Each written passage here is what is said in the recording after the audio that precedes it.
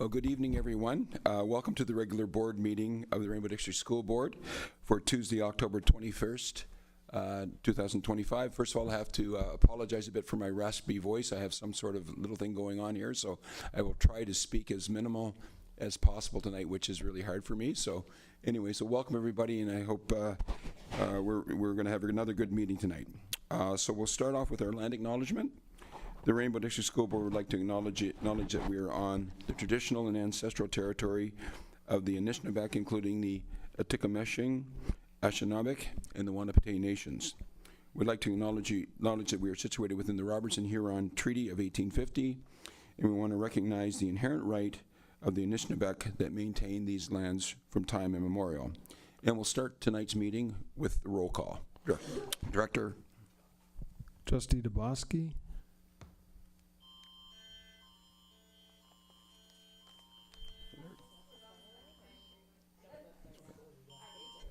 Everybody's going to go off.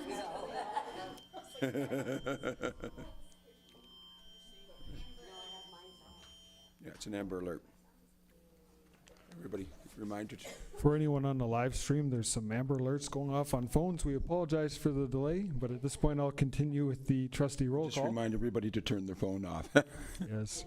I believe they're off and it runs anyway. Yes. Okay. Trustee Farrell. Present. Trustee Gibson. Present. Trustee Cosmerly. Present. Trustee McCauley.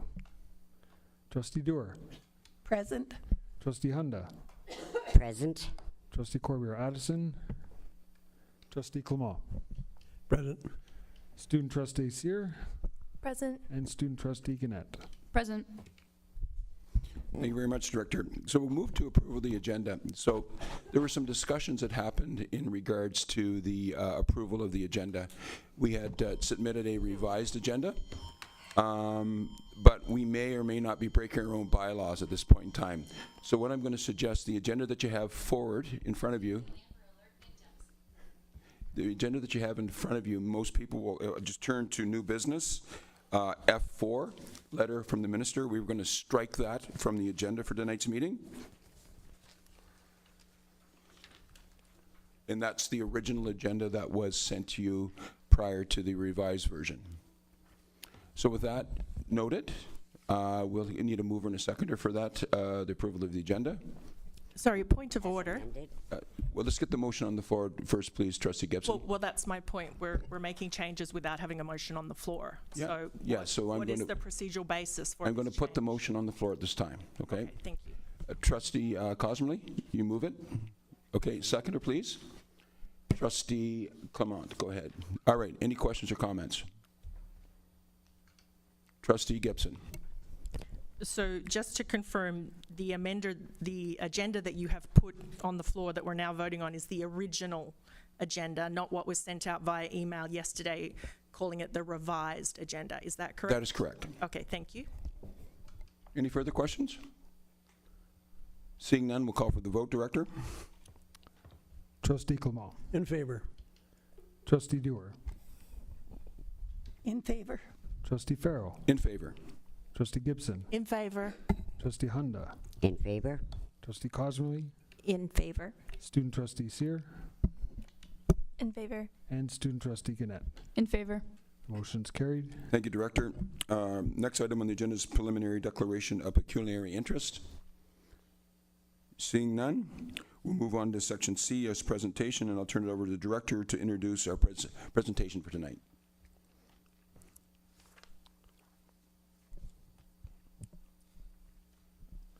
Okay, seeing that our presenters in the room at this point, trustees, we do want to welcome this opportunity to bring you an update on, yet again, one of our strategic priorities, this time environmental education and sustainability. And we want to thank the tremendous efforts of our students, our staff, our administrators, and the Environmental Education Committee, because we've made tremendous progress in this priority. Once again, our goal this year is to achieve 100% certification in EcoSchools Canada, and we have won our Superintendent, Maureen McNamara, is the lead in terms of the senior staff portfolio, and we have Principal Ryan Lafreniere, who's no stranger to you at these meetings, who has been tremendous in his leadership and his advocacy for environmental education. and we're very grateful for all the work that's been put into preparing this presentation tonight. And with that, I'll turn it over to Superintendent McNamara to begin the presentation. Thank you, Director Bourget. And thank you, trustees, for this opportunity to share where we were, where we are now, and where we are going in order to maintain the momentum. It is heartwarming for me to work with a team of very energetic, committed and passionate people who believe this work is so important. The members of the Environmental Education Committee are providing resources for our schools and our students to be stewards of the land, including an Indigenous component. Protecting Mother Earth, Shikakamukwe, is central to the Indigenous culture, and we are so grateful to our Indigenous educators and support staff for sharing their teachings with us. The real work is happening at the school level, with administrators, students, and staff, and they're living the 5 R's of sustainability, which is reduce, reuse, repurpose, recycle, and refuse each and every day, and incorporating Indigenous perspectives into their learning. And they're bringing what they're learning in school to their homes and communities. With our participation in EcoSchools Canada initiative, our progress has been easy to track, and we have much to celebrate. Joining us this evening is the chair of the Environmental Education Committee. Principal Ryan Lafreniere is a champion of sustainability and welcomes the opportunity to provide this update to you this evening. Ryan. Thank you very much for the introduction. As you know, I am always thrilled to come and chat about the hard work of Rainbow District School Board's Environmental Education Committee. And truth be told, I will never turn down an opportunity to be in front of a microphone. And having said that, honestly, when I'm in front of the microphone, as you can see in the image up on the screen, I have been likened to a modern-day Phil Donahue. I'm just a little less controversial. Now, having said that, first and foremost, let's go Blue Jays. Second of all, yes, big game last night. I want to take a moment to quickly discuss how far we've come as a community as it relates to supporting Rainbow students and staff in their understanding and knowledge of environmental education and sustainability. So let's go back 6 years ago at the regular board meeting on September 24th, 2019. Trustees approved a motion that Rainbow District School Board declare a climate emergency and create a climate change action plan, including having 100% of Rainbow schools EcoSchools certified within 3 years, with each school committed to reducing its carbon footprint and increasing sustainable practices. The board's climate emergency declaration fell on the heels of the United Nations Climate Action Summit that was held in New York on September 23rd, 2019. The UN Intergovernmental Panel on Climate Change reported that we had less than 12 years to avert the worst impacts of climate change. At that time, Rainbow District School Board was among the top 10 fastest growing school boards to receive EcoSchools certifications. In the 2018-2019 school year, 60% of Rainbow schools had earned certifications, 21% higher than the provincial average. Now, the 100% EcoSchools commitment is the cornerstone of the Climate Action Plan that was presented at the October 26, 2021 meeting. The action plan is guided by 5 key principles: promotion of global stewardship through EcoSchools Canada certification practices, inclusive of Indigenous perspectives, evidence-based and data-driven initiatives, supporting educators with knowledge and resources, and working closely with community partners. The plan aimed to raise student, educator, staff, and parent and guardian awareness of environmental responsibility, embed EcoCode policies within the board's strategic plan, support sustainability, and establish environmental leadership groups to empower others to act as responsible environmental citizens. And in 2022, we achieved monumental success. We were one of only 2 school boards in Canada to achieve 100% EcoSchools certifications, which was really, really, really amazing. Clara Lukes, the program manager of EcoSchools, said that achieving that 100% EcoSchools certification was a significant achievement by our school board. And being a certified EcoSchool means that a school is committed to environmental sustainability and climate action. As we go on to the next slide, also in 2022, environmental education and sustainability was identified as one of 6 priorities that emerged as part of consultations for the strategic directions adopted by our school board. On behalf of the Environmental Education Committee, I would like to thank you all so much for embedding environmental education into the work that we do as a collective now and certainly in moving forward. So thank you very much.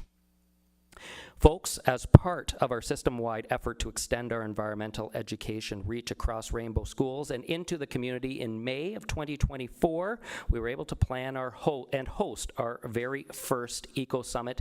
And I know that many of you attended that Eco Summit in 2024, and it was extremely, extremely successful. On top of hosting our first Eco Summit in 2024, we achieved 100% Eco School certification again. And that year, Rainbow District School Board was one of only 5 school boards in Canada to have achieved that distinction. Now, as we move on to the next slide, in the 2024-2025 school year, we hosted a bigger and better Eco Summit by combining environmental education and sustainability with truth and reconciliation and mental health as well. And this year, we will continue working in partnership with Rainbow Schools Mental Health Department and Indigenous Education Department in planning for our 2026 Eco Summit.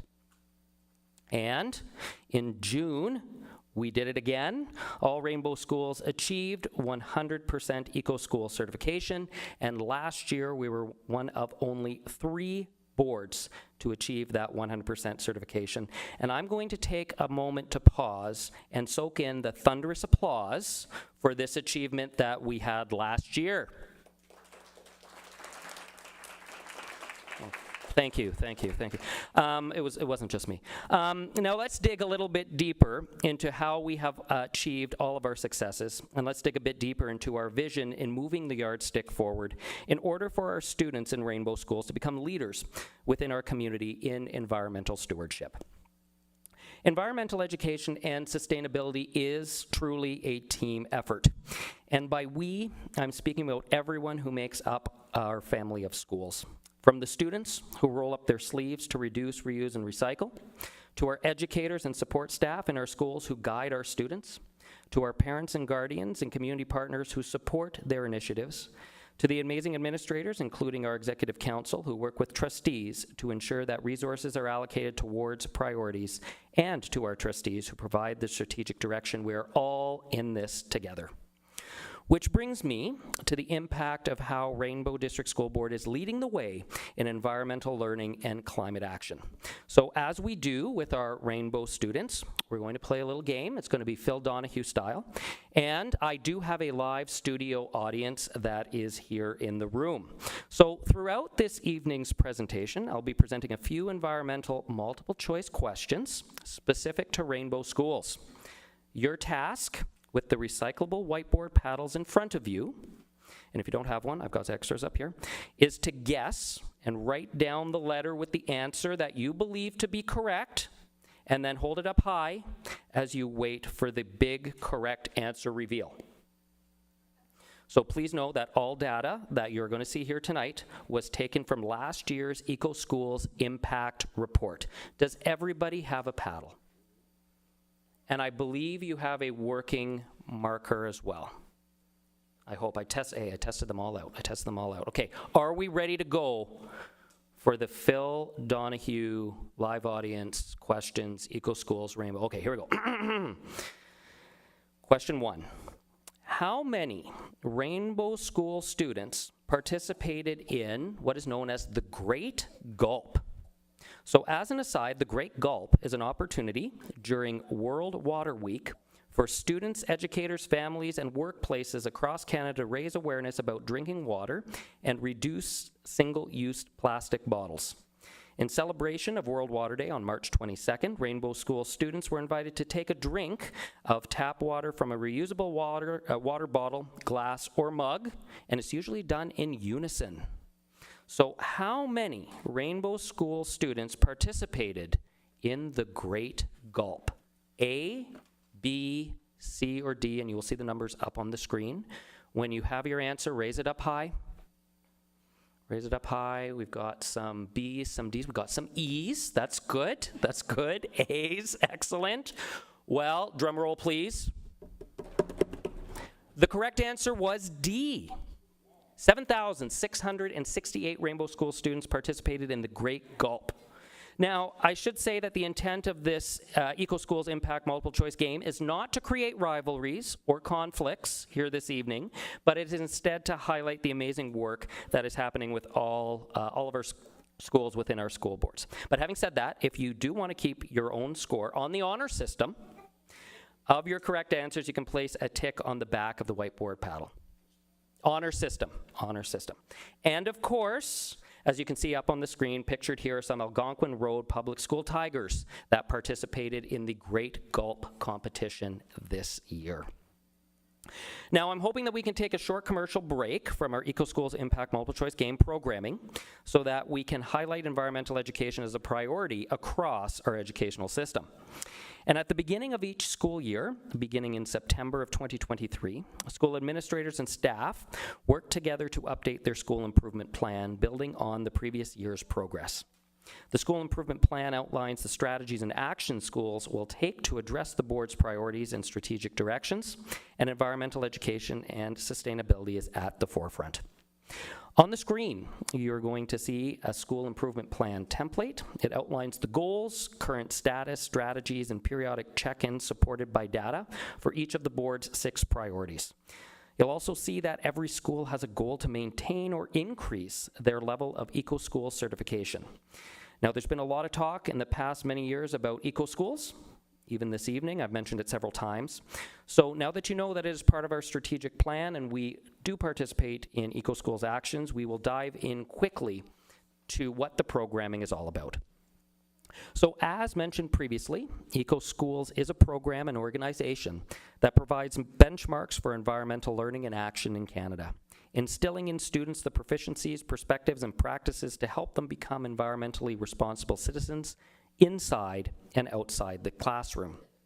Certification recognizes achievement in 6 key areas: ecological literacy, energy conservation, environmental stewardship, school ground greening, teamwork and leadership, and waste minimization.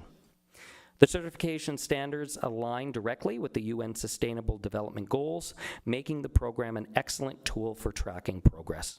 And you will see on the screen, although tiny, that there are many actions or activities that students can do at the classroom and school level that support environmental education and sustainability initiatives. You will also see that each of these actions or activities is awarded points. And in order to become a certified school, you need to have accumulated a minimum of 50 points. 75 points earns silver certification, while 100 points earns gold, and 115 points earns platinum certifications. And in order to support the EcoSchools actions and activities, our Environmental Education Committee issues monthly challenges to all schools. Schools look forward to receiving our monthly emails. And the monthly emails are generated by members of the Environmental Education Committee and includes an Indigenous component. Up on the screen, you will see the monthly environmental challenges that occurred in the 2023 and 2024 school year. And you will also see the monthly environmental challenges that occurred last year in the 2024-2025 school year. I also thought that it is important to highlight the visuals that were provided to schools to promote their monthly challenges on school television screens that were used last school year. And additionally, I am happy to share the monthly environmental challenges for the current school year, and they are up on the screen. We have provided schools once again this year with some graphics created by our communications department to promote the activities for our monthly environmental challenge emails. And additionally, we supplement the challenges by sharing information with the community. We want members of the public to be aware of what we are doing in our schools in order to transfer the knowledge to our families and the public at large. And it is very timely that I have been invited to make this presentation this evening because this week is Waste Reduction Week in our schools. So from October 20th to 26th, staff and students are participating in a series of challenges: Wear Blue, Textile Tuesdays, E-Waste Wednesday. We've got waste audits and litterless lunches happening in the rest of the week as well. And it's all part of Rainbow District School Board's Environmental Committee's ongoing efforts to build citizens who care about the world in which they live. A national environmental campaign, Waste Reduction Week, does encourage responsible consumption, the use of environmentally friendly products, and actions that conserve natural resources and divert waste from disposal. The initiative also focuses on supporting a circular economy, celebrating environmental efforts and achievements, and fostering innovative ideas and solutions for change. Traditional Indigenous medicine wheel teachings parallel a circular economy. By placing ourselves in the center of the circle as consumers, responsible members of our family, and active citizens in society, we foster the ability to make conscious choices with positive impacts on the environment. And a variety of traditional Indigenous practices promote environmental stewardship, including harvest only what we need, use all parts of animals, plants during a harvest, and avoid waste whenever possible. It also appreciates hand-me-downs. It also allows us to be creative in reusing items and evade disposable cutlery by carrying a feast bundle with plates, bowls, cups, forks, spoons, and knives. And all this to say that our annual Go Green Globe Award recipients, as part of our annual board awards, are schools that have shown growth and engaged in the monthly challenges and EcoSchools actions, activities, and certifications throughout the year. The Go Green Globe Award was initiated in 2007-2008 school year, which certainly speaks to how long we have made sustainability a system focus. And I'm very proud to say that the recipients of the Go Green Globe Award in 2025 was Charles C. McLean Public School and Lockerbie Public School. Go Vikings. Although we're back from the commercial break, we are back from the commercial break because it's now time to continue our Phil Donahue game. And we've got our second question that is related to our EcoSchools impact reports. So question number 2, A, B, C, D, or E if you really want. How many Rainbow Schools classrooms have goose bins that were in regular use last year? So how many classrooms in Rainbow Schools had goose bins and used them regularly last year? So as an aside, energy conservation strategies involve multifaceted approaches. And a goose bin is an acronym, GOOS. It's an acronym that stands for good on one side. So when you have paper that is being used, and rather than just recycling it, the other side is really good. So classrooms have bins that you can put your papers in and reuse them consistently. So the question is, how many Rainbow classrooms have good on one side bins, and they were used regularly during the school year? A, B, C, or D? Hold up your paddles high. We've got some D's, we got some C's, we got a couple B's. The answer is C. 467 classrooms. Our classroom numbers are actually up 86 from our previous school year, which is absolutely amazing. So we've gone up significantly, and honor system, you can keep the score on the back of your paddle. Maybe you're 2 for 2. Now, you'll see on the screen some Larchwood Public School lasers engaging in classroom activities that related to not only energy consumption, but goose bins as well. So as we head into another commercial break, I'd like to highlight, speaking of energy, our Energy Footprint Challenge, and that's our 3rd year that we've been running this challenge in February. So through the month of February, each school was challenged to save as much electricity as possible. They were provided with the past 4 years of their school's data in terms of energy usage, with each school brainstorming ways in which they can reduce their total energy consumption. The school with the greatest savings, one elementary and one secondary school, were declared Rainbow District School Board's Energy Beacons. And the winning school received a trophy and a small prize. And you will see on the next slide a lot of numbers. And I can tell you that the schools really dug into the data that they were provided up on the screen because we had to make sure that all of the energy use data was up to date so that schools could plan accordingly and actually measure the impacts that they had year over year. And you can see from the slide, the Environmental Education Committee and our Facilities Department did a wonderful job in rolling this out and putting this all together and getting it out to the schools. And I know there were several late nights of data crunching so that our schools could participate. Every school participated last year in the Energy Challenge. Another highlight that we had was our Eco Summit last year. So we started our Eco Summit, as I mentioned, in 2024. We had an even bigger event in the spring of 2025 where we had eco leaders from grades 7 to 12 attend the Green Symposium to learn about environmental responsibility and how they can lead sustainability initiatives in their respective school communities. Our keynote speaker, for those of you who were there, it was phenomenal. His name was Adam Schultz. He shared his exciting adventures with us. Adam Schultz is actually a professional adventurer and resident explorer for the Royal Canadian Geographical Society. And his expeditions range from mapping rivers to archaeological projects, and he is best known for his long solo journeys, crossing large parts of the country. His last one was a 4,000-kilometer trek across Canada's Arctic by canoe, as you saw in the photo. And I can tell you that there was so much energy in that day. Our Indigenous education departments, our mental health departments were there. There was a ton of the atmosphere was amazing. And the kids, I really do have to say, loved it. And during the Eco Summit, they had an opportunity to participate in workshops, hear from those speakers. Some of the workshops included climate change, critical minerals in the Canadian Shield. There was invertebrate identification. Junction Creek Watershed was there. Our water walkers were there. We had the story about Sudbury, rewilding of Sudbury. The Sudbury regreening story. There was a whole bunch of different activities that were a part of the day that were all centered around water. And in an effort to further reduce our carbon footprint, the City of Sudbury agreed to allow us to go to Laurentian University for the summit free of charge. So any student within the City of Sudbury could go through the city, get on Sudbury's GOVA, and arrive at the summit free of charge. So it was a really, really great event. I did have the pleasure of attending the Eco Summit, and I did put my Phil Donahue skills to the test, as you can see in the photo.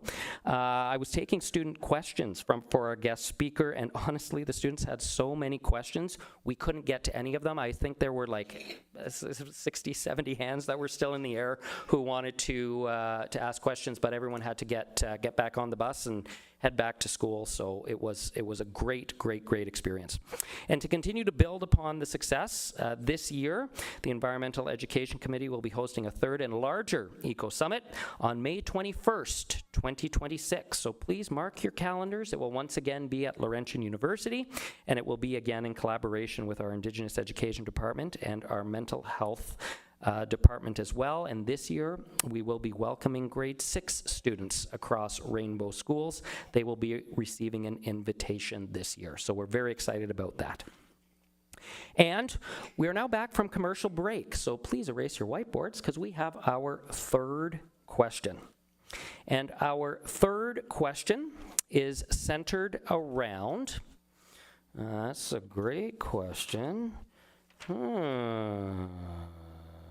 See, this says goose bins again. Our third question is goose bins again? Did we just do a goose bin question? Well, it's goose, and it's C, and it's C. So you know what? Back to my presentation this evening, but you will see some more goose bins. It was C, by the way. It was C, everybody. C. We had 57. We're up 57 from last year, which is absolutely amazing. And this is one of my favorite pictures that's coming up on the screen. There's a really cool goose bin. That's from Queen Elizabeth Public School. They decorated their good on one side bin as a goose, which is super cool. So I do want to talk a little bit about our certifications last year. As we know, we achieved 100% certifications. And we were up in the number of certifications that we had. So Rainbow Schools earned 25 platinum certifications last year, 9 gold certifications, 3 silver certifications, and 3 bronze certifications.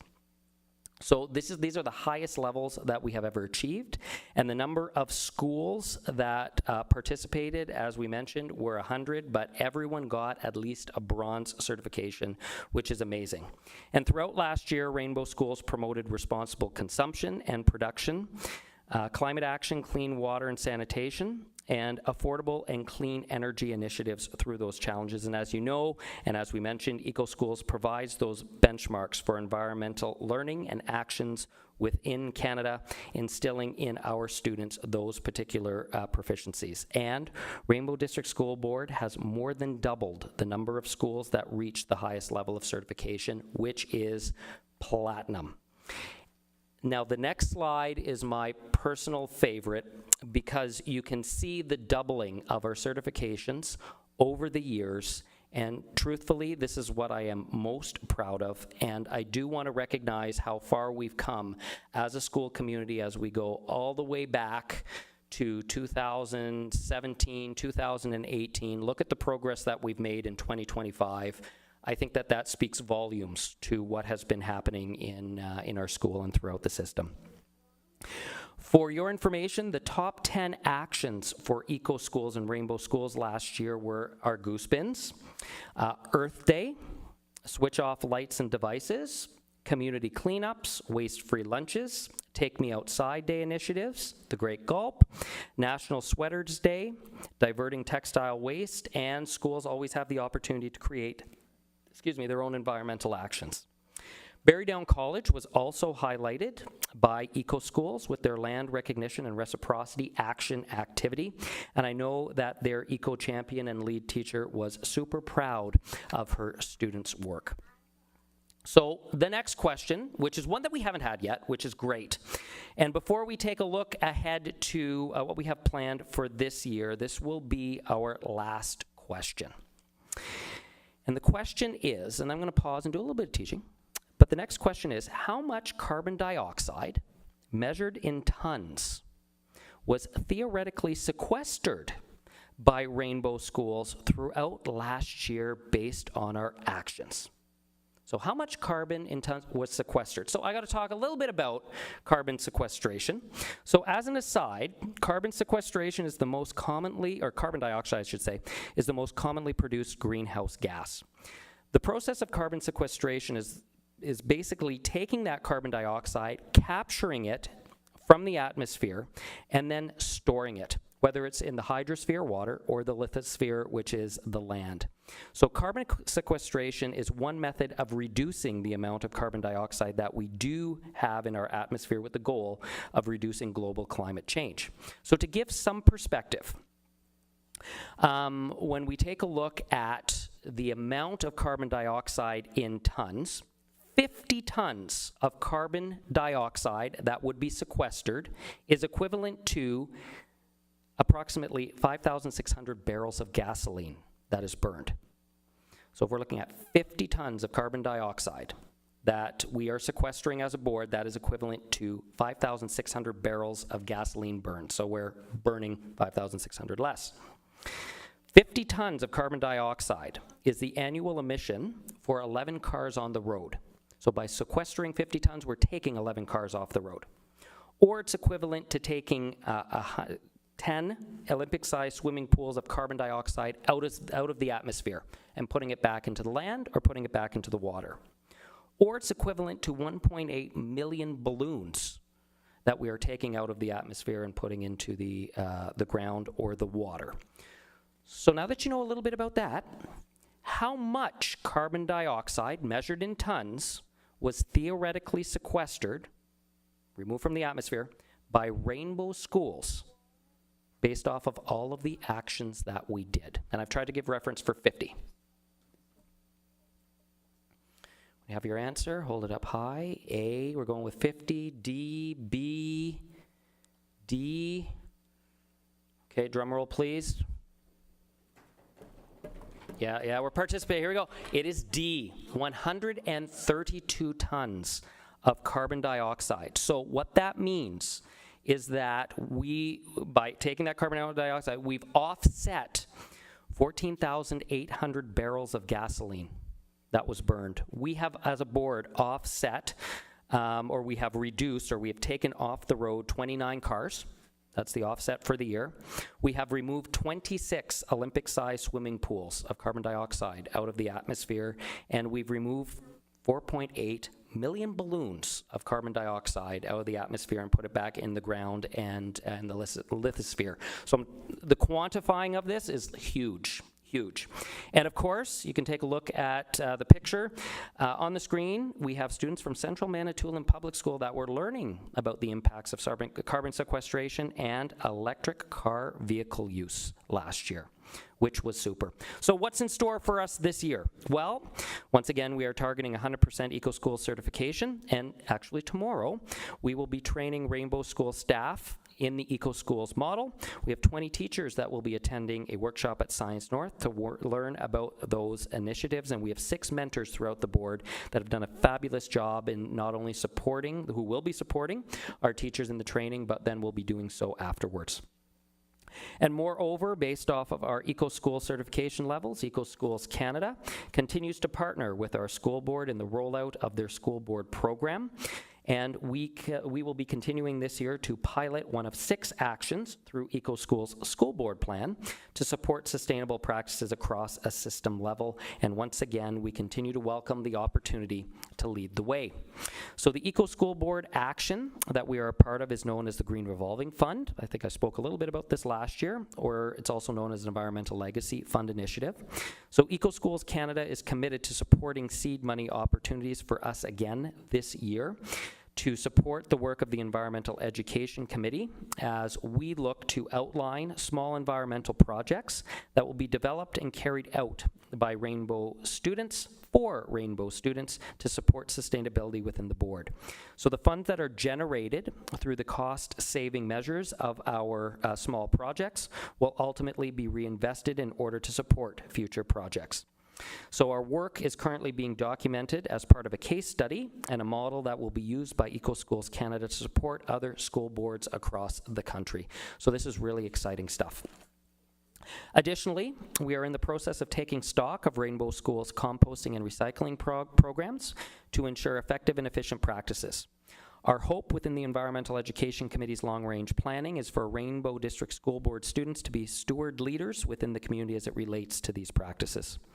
Last year, Rainbow District School Board hired a planning coordinator to support our environmental education programming from a data analysis lens while working with our facilities department. And Carla has been a wonderful addition to our environmental education committee and our group as we currently utilize her utility data reports to help schools in targeting specific interventions to reduce wastewater consumption and energy consumption, again, specific to their school. Moreover, many Rainbow District school boards, especially at the high school level, or at the high school level, I should say, make use and will be making use of these utility data reports to help support their school in targeted interventions through SHISM programs, our Specialist High Skills Major programs, as we dig a little deeper into the data. So Rainbow District School Board currently has 4 Specialist High Skills Major programs, or SHISMs, with a focus on environmental education and sustainability. That's agriculture, energy, the environment, and sustainable development. And for those of you who don't know, SHISMs are a bundle of courses with certifications and reach-ahead opportunities that allow students to prepare for possible pathway areas of interest down the road. We are developing future leaders in these exciting sectors. And we know that some of our students have been going out in the community, you'll see on the screen as well, by way of some of our secondary school students that are part of our SHISM program and our environmental committees throughout the board.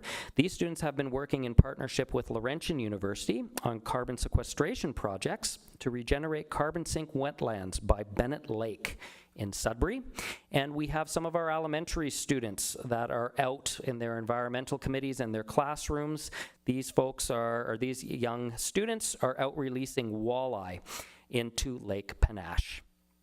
Now, given the success of our school board over the last several years, where we're at in terms of our certifications, our monthly challenges, our eco summits, our recycling programs, all of these things that you've heard this evening and previously are now just becoming the norm.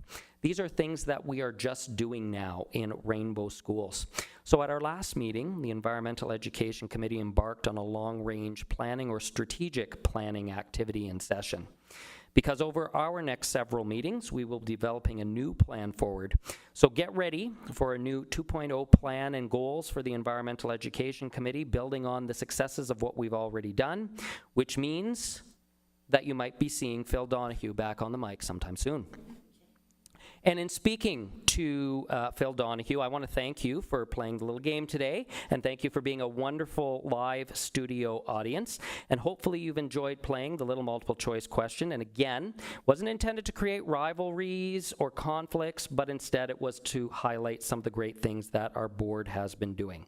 And again, having said that, if you kept score on the honor system, hopefully you went 3 for 3 in our questions. We're not going to go around the room to share, so don't panic what the final scores are, but know that whether you got the answers correct or you didn't, we're all winners, because when it comes to the environment, we are all eco-school leaders. And one of the things that I would like to do, and that I have, is I have a button for everybody that I would love for you to wear proudly in the community. It is an Eco Schools Leaders button with the Rainbow District School Board logo. So I will be handing them out as I wrap up here today. But as Director Bourget has said, this generation is leading the way and paving the path forward for those who will follow in their footsteps. But know that with this button, we all play a part in protecting our world. So thank you very much. I'm going to hand out the buttons. I'm happy to answer any questions that you might have. Thank you.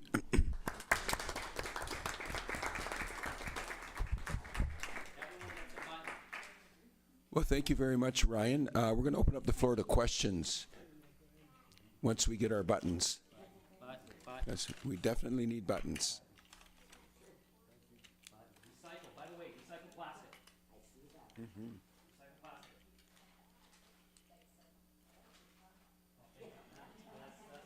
Go, Jays, go.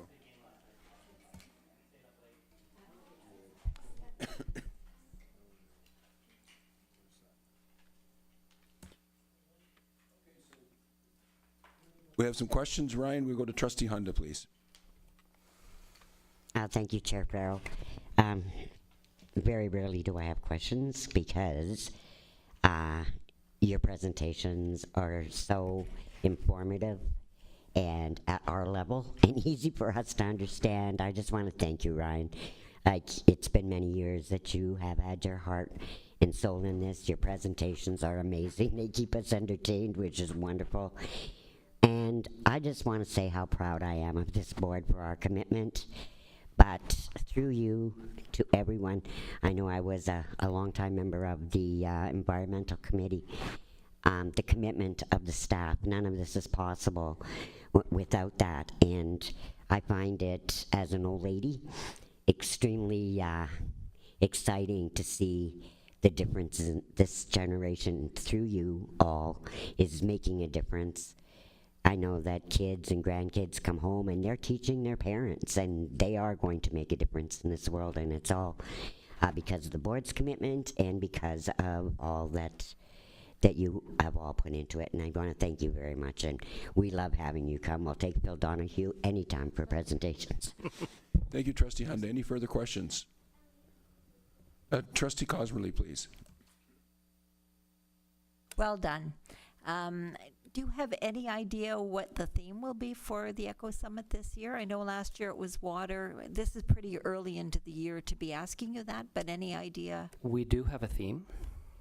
Yep. We do. It is, I'm trying to remember now. It's 3 things, and it's a nice little catchy slogan. It was good. It was good. Yeah. I remember going around the group and we're like, yeah, this is good. It was 3 things. It was something, comma, something, comma, something. Yeah. It's not water. It's not water. Yes. Yep. Thank you, Trustee Cosmerly. Anything further? You can put that in the minutes, something, comma, something, Yeah, comma, we something. definitely have that. Yeah.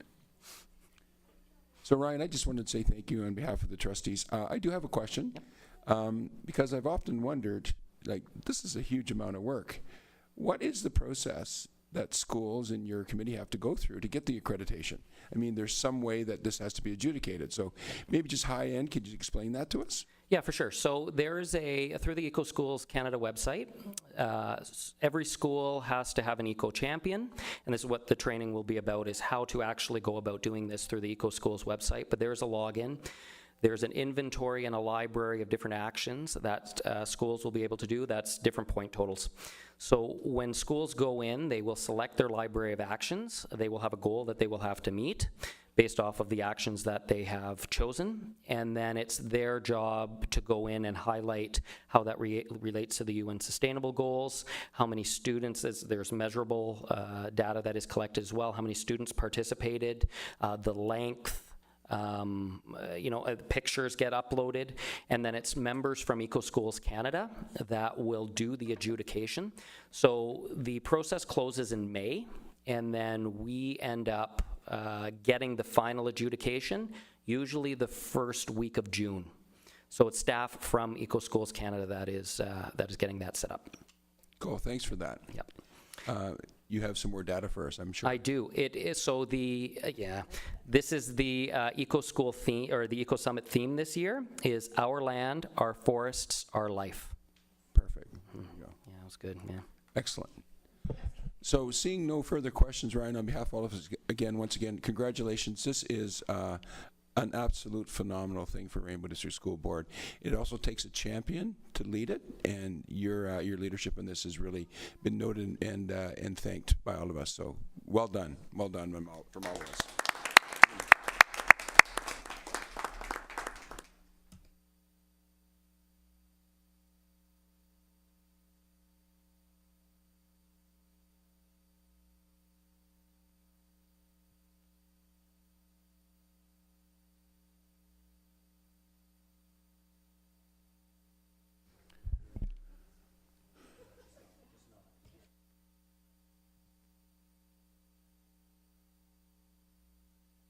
Okay, we'll be moving on with our agenda now. We're on to Section D and report from closed meeting of the board. There are none tonight. We'll move on to old business.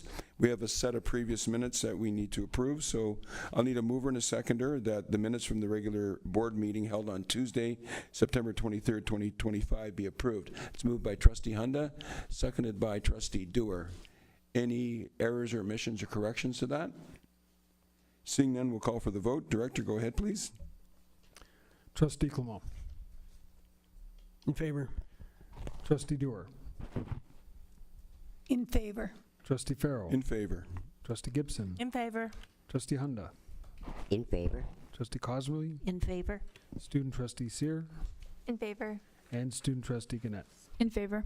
Motion is carried. Thank you, Director. Reports and recommendations from the board committees. There are none this evening. New business. OBSP refund. And I'll turn the floor over to our Superintendent of Business, Superintendent Guilbeault, to give us a presentation. Go ahead, Adam. Thank you, Chair. The 2025 premium refund from the Ontario School Board Insurance Exchange is valued at $86,483.64, as is detailed in the documents provided as part of your package. So similar to past years, it's our intention to reinvest these funds as part of our continued efforts to enhance network security, addressing key areas for continuous development. And I'm happy to take any questions should you have any. Any questions for Superintendent Guilbeault on that? Seeing none, no motion comes out of this, so we'll move to our next item of the agenda. Once again, it's Superintendent Guilbeault on honoraria for trustees for 2025-2026. Thank you again, Chair. You will find the backup for the trustee honoraria calculation as prescribed by Regulation 357/06 in the package provided to you. You will note a slight increase in the amounts for the upcoming term beginning November 15th. While the base component remains unchanged, the increase is based on an increase in the enrollment component, which utilizes the actual ADE count from the 2024-2025 school year.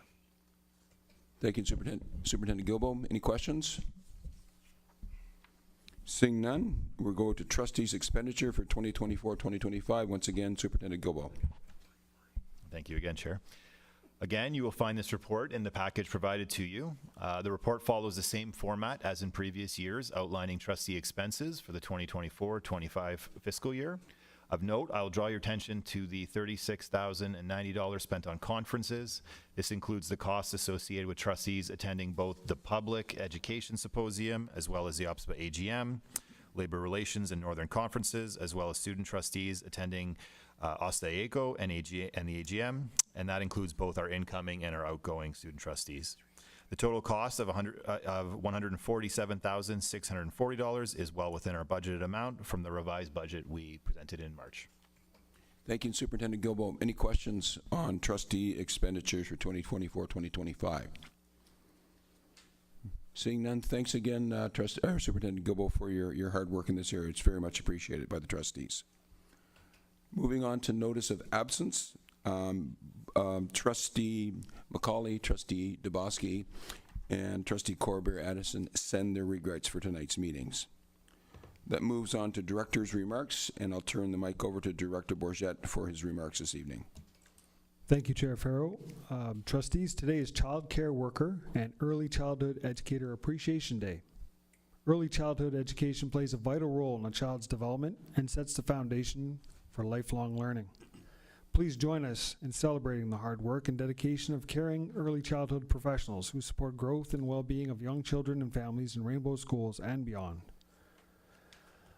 In other notes, I believe Chair Farrow will comment on Parent Involvement Committee evening from last week, so I'll be brief, but I do want to express my gratitude to Superintendent Leslie Mantle, Nicole Charette, our superintendents, our system principal team, our curriculum coordinators and consultants, and many school administrators who volunteered their time.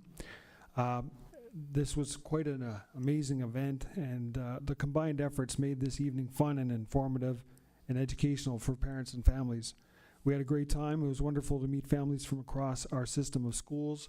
This occurred in Sudbury, Espanola, and Manitoulin, and well over 600 people attended across the 3 sites. In August, we provided an overview of our detailed guide for students, parents, and guardians. In September, we provided a summary of the extensive summer programs we offered. Earlier this month, we received a presentation from our new system principals, Tim Nadjawan and Travis Corbier, who shared our ongoing work with Truth and Reconciliation and Indigenous education. As part of agenda setting in future meetings, we do hope, with approval, to continue to provide updates on priorities established by the board as part of our strategic plan. In future meetings, we do look forward to possible opportunities to provide you with updates on our board action plan for math, the October 31st enrollment. There's been comments and questions around utilization, and when released, our EQAO results, and just for note, we have not received them yet. In closing, I'd like to sincerely thank the Board of Trustees for your ongoing positivity and support. We are making progress with our priorities thanks to your leadership.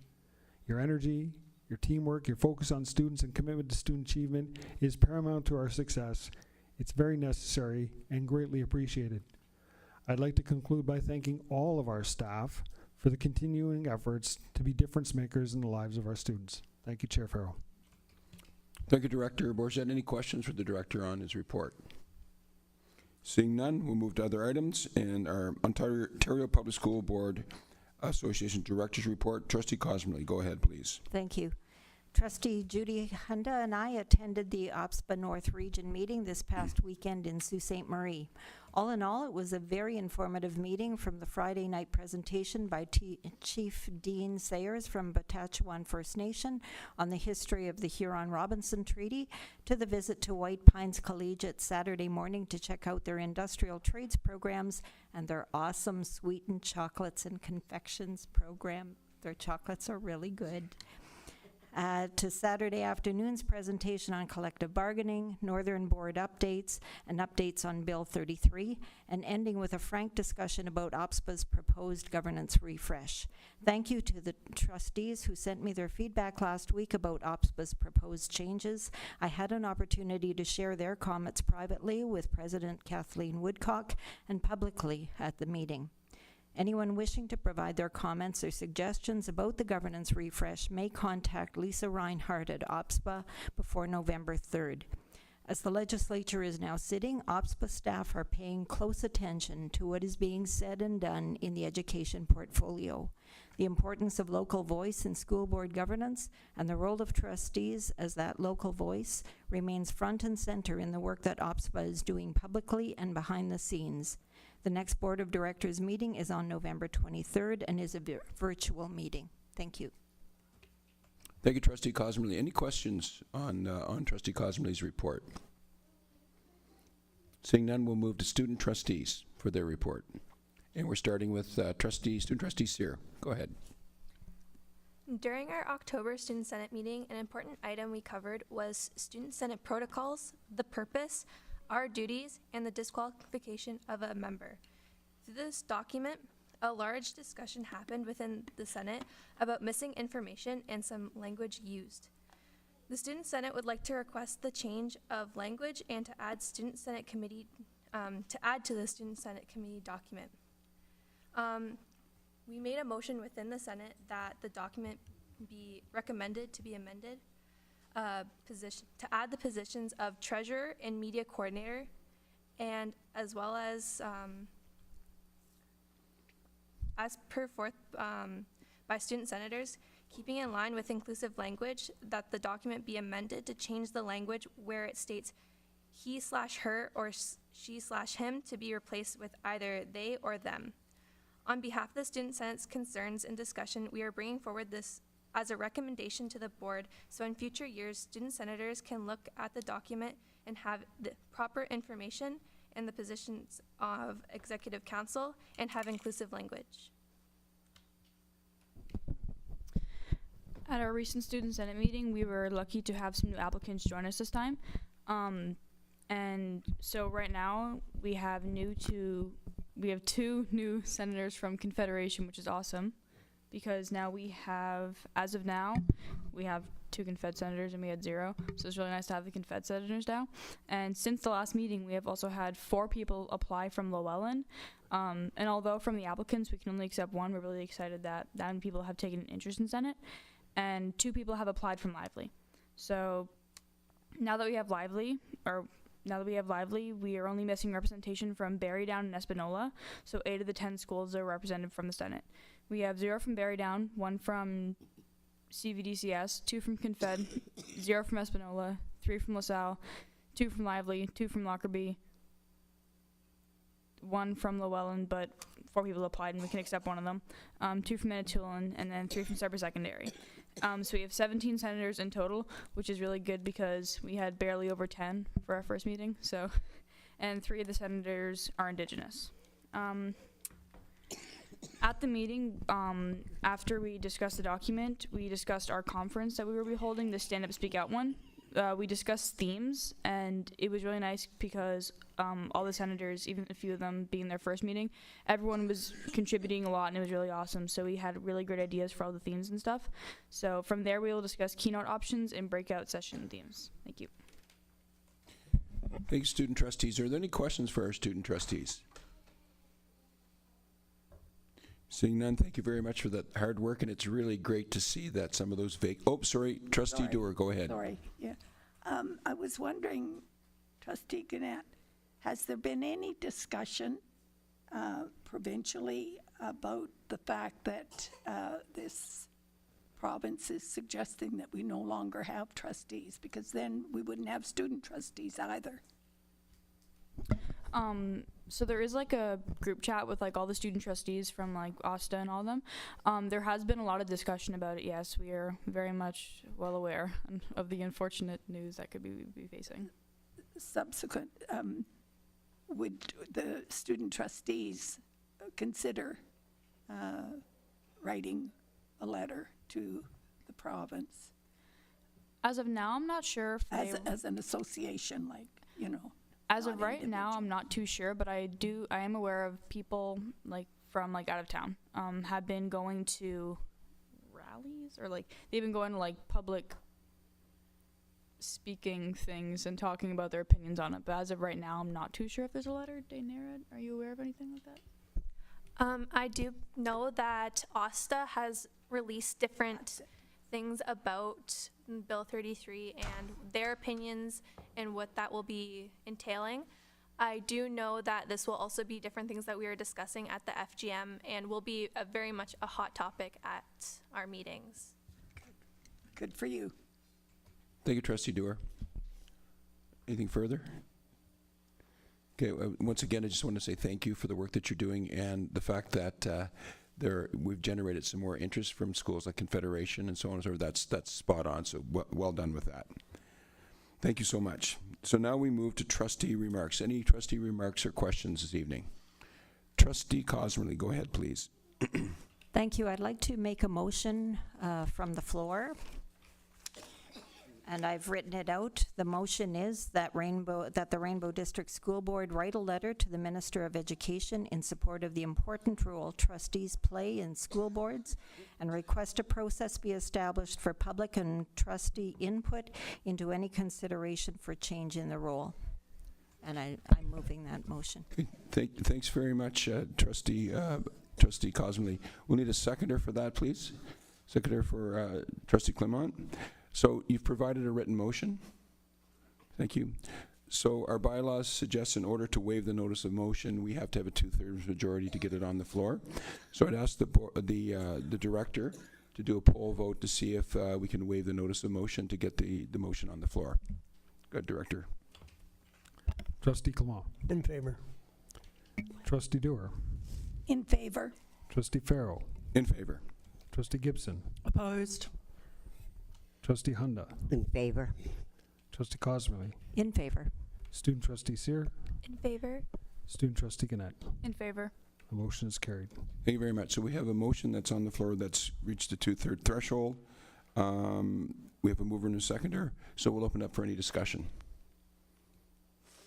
Trustee Cosmerly first, and then Trustee Gibson. Thank you. I'd like to speak to this motion. As you know, as the OPSPA rep,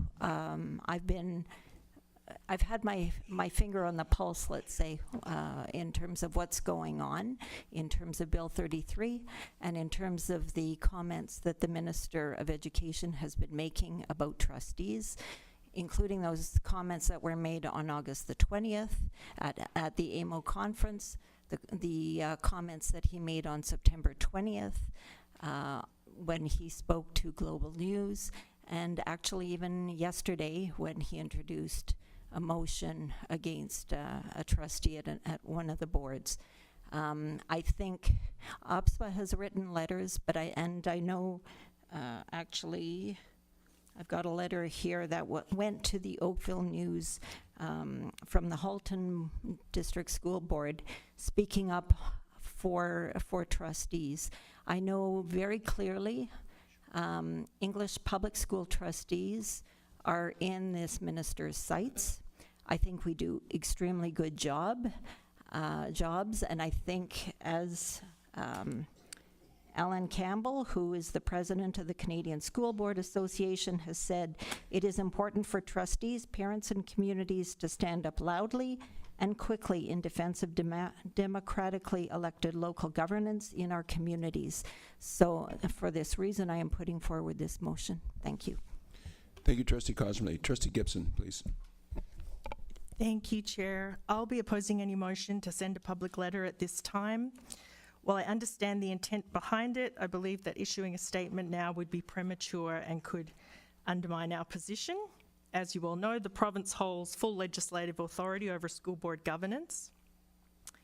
And at this stage, there's no formal consultation process to respond to. People have been talking about Bill 33, but it doesn't sound like this letter is necessarily in response for that. And I'm also very concerned about the way this motion was added to the agenda, and now it was added to the agenda purportedly by the chair, not in accordance with our bylaws, then it was pulled at the last minute at the beginning of the meeting. So I don't think that trustees have had time to adequately respond to the motion, so I'll be opposing it. Thank you. Thank you, Trustee Gibson. Any further comments to the motion? Trustee Dewar, go ahead, please. Thank you very much. I will be in support of the motion. I believe very strongly in the trustees and in boards. I've been a trustee for 37 years. I've seen many, many, many changes, some of them good, some of them not so good.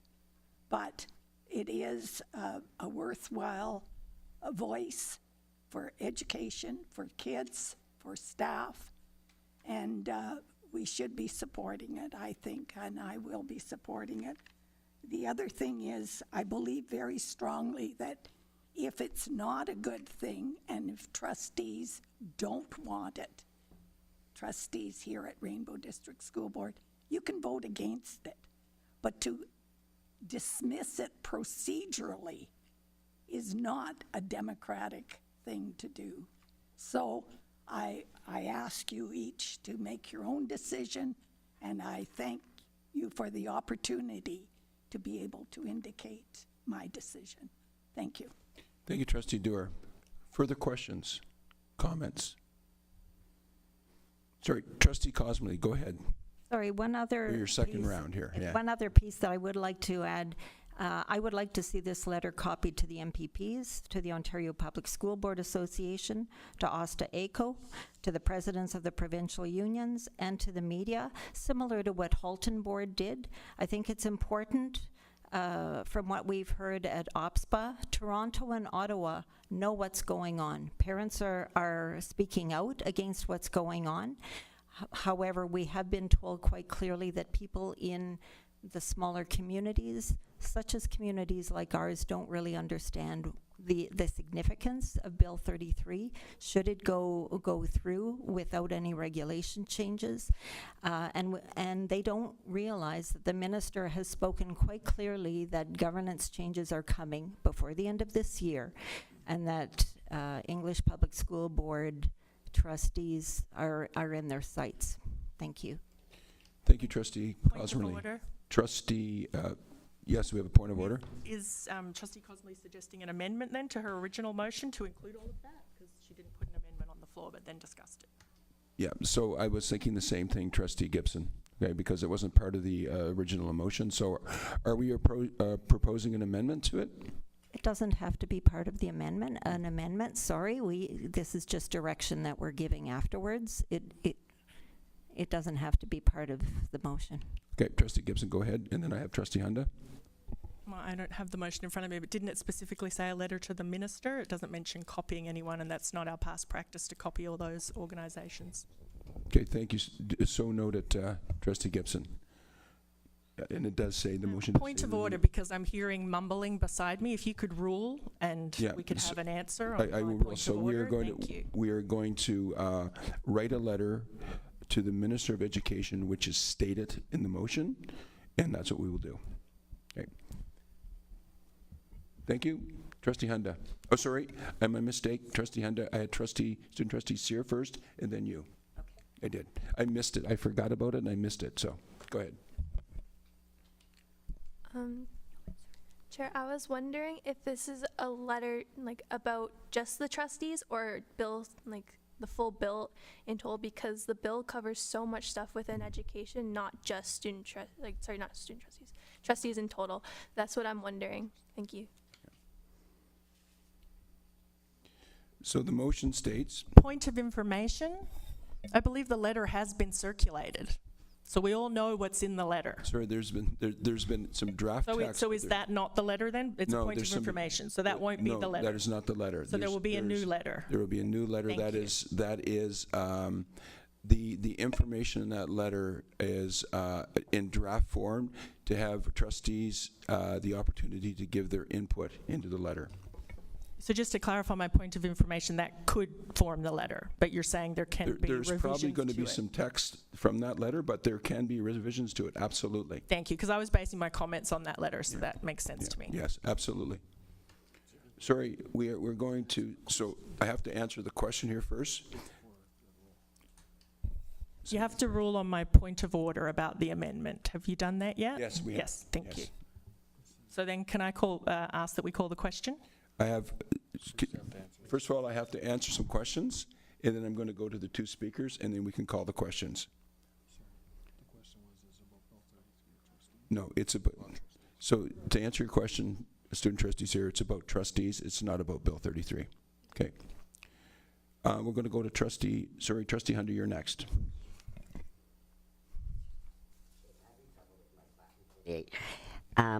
Yes, Chair Farrell, I would like to ask if it's all right with you that Trustee Cosmerly seems to have something she wants to say, and then if I could, I would take a minute after that. Point of order. No? Trustee Cosmer's already spoken 2 times. That's correct. Go ahead, Trustee Hunter. All right, I will be supporting this motion because I truly believe that we are indeed, it is correct that we're perhaps addressing something that hasn't been yet put out in the public, but I believe that is kind of purposeful. I see it as a bit of a balloon to see whether there's going to be what the public's feeling about this. And if the public isn't aware, then they can't really say what they're feeling. I think that's what's frightening to me, is that the legislation could happen and be over and done with and voted on in majority government before, without any consultation and without a chance for public knowing. I don't know about everyone here. I will talk for myself. I too have been a very long time trustee, and my oath is to the constituents and the students that I serve. And I believe my job is to look after the students, the best interest of students and families and schools and staff. And I believe that it is also part of my duty for them to know about changes that could affect their voices being heard. So I will definitely be, I think it's fine to send the letter. I think that just is a way of letting the government know that we're not in favor, that we think trustees make a difference and have an impact. Thank you. Thank you, Trustee Hunter. Trustee Gibson has called the question, so we'll move to the vote. I'll now go to Director Bourget. Please do the roll call, or do the poll vote. Thank you. Trustee Clement. In favor. Trustee Dorr. In favor? Trustee Farrell. In favor. Trustee Gibson. Opposed. Trustee Hunda. In favor? Trustee Cosmerly. In favor. Student Trustee Sear. Not in favor. Student Trustee Gannett. In favor. The motion is carried. Thank you. Any further trustees' remarks this evening? Trustee Hunter, go ahead, please. Really, really, really quickly, I just want to echo on my colleague, Trustee Cosmerly. I want to thank her for letting me hitchhike down to the conference with her, the Northern Conference. It was a really good conference. I think that I want to thank Judy. She's a very, very good director for us. She has good ties, and she speaks to people, and I want to thank her for the job that she does. This issue that we just were discussing was my prime reason for wanting to go.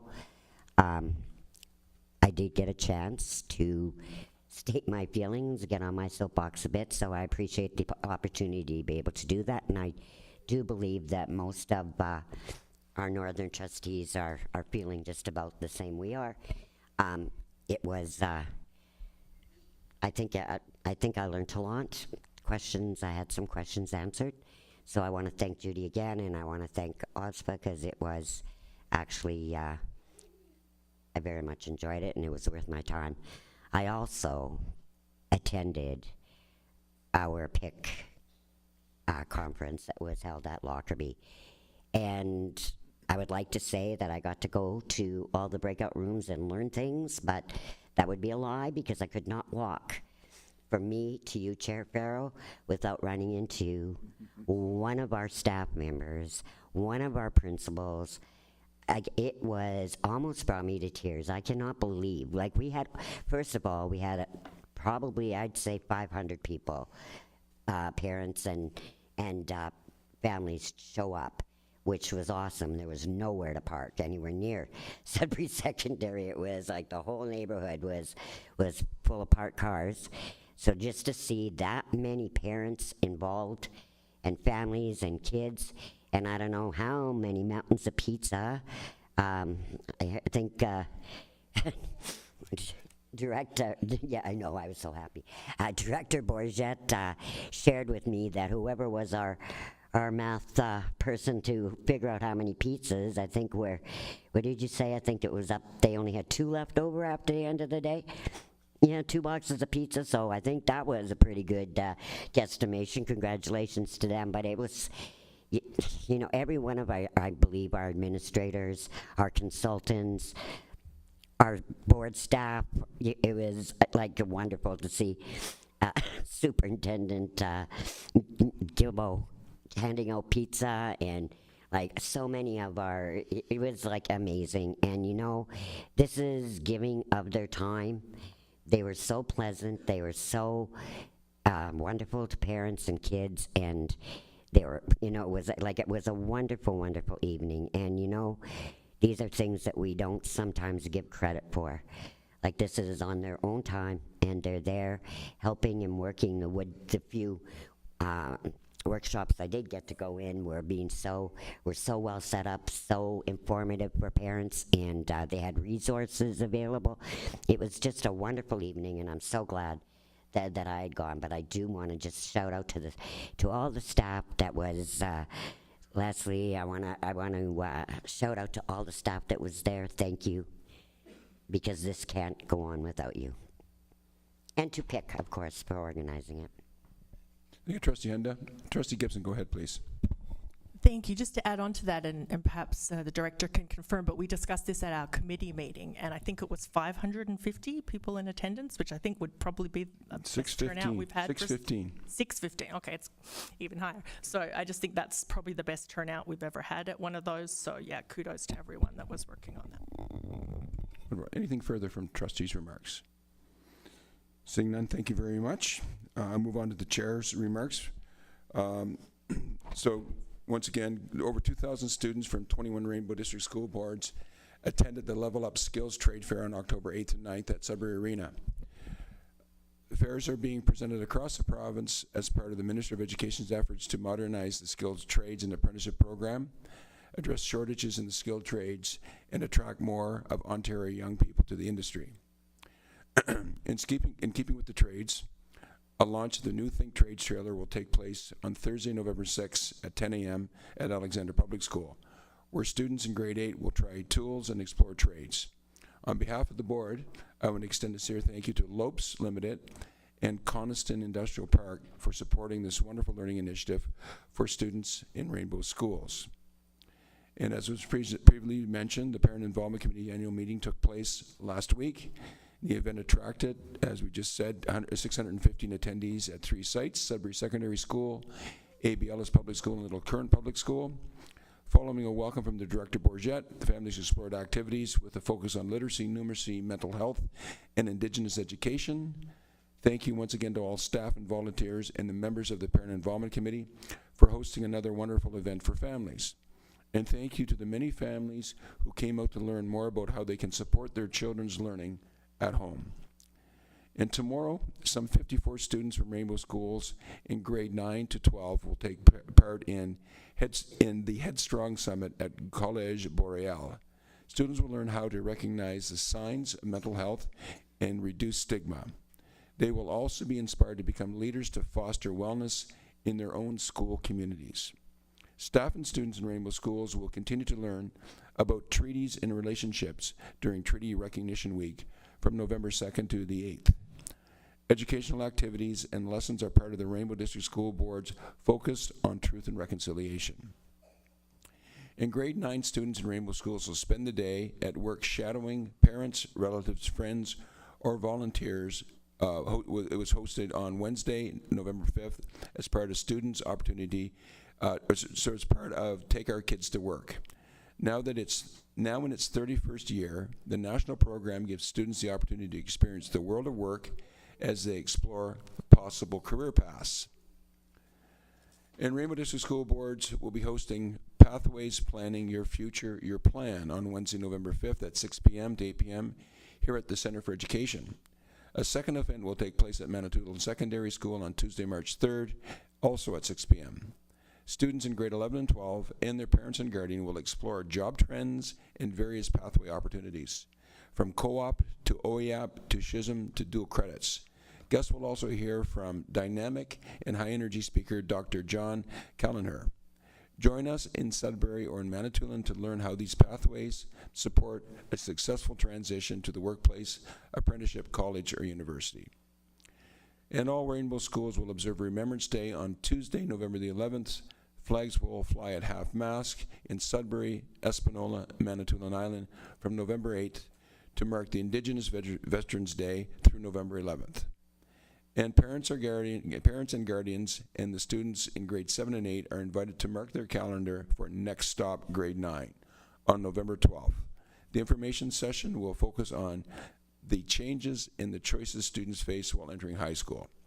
This is an evening presentation in the Student Center at Canadian College. Free parking is available in Lot 15. And those are my remarks for this evening. Thank you very much, and thank you for putting up with my rather raspy voice. So next part of the agenda, information and proposals. Attached to your package is the official, or the audit committee minutes from May 5th. There are no tenders or proposals and no staff communications. That drops us to future meetings. Student Senate will meet November 3rd at 5:30 p.m. Our next strategic planning meeting is November 4th at 5 p.m. The Special Education Advisory Committee will meet November 5th at 12 p.m.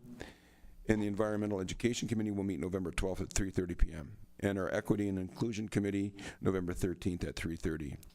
And our next board meeting, which is our annual organizational meeting, will be held November 18th at 5 p.m. here in the board office. And our First Nation Advisory Committee will be held on November 20th at 10 a.m.